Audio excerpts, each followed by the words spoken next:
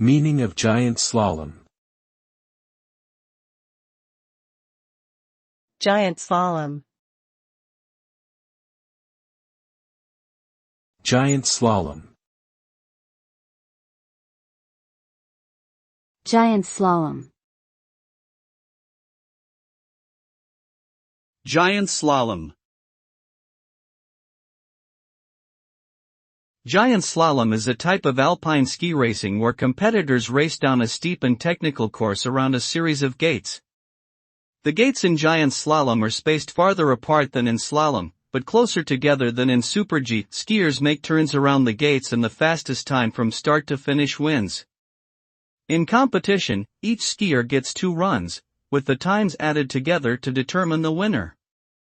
Skiers must have a combination of speed, agility, and technique in order to navigate the course successfully and achieve a fast time. It's an exciting and demanding discipline, requiring a great deal of skill and bravery from the athletes.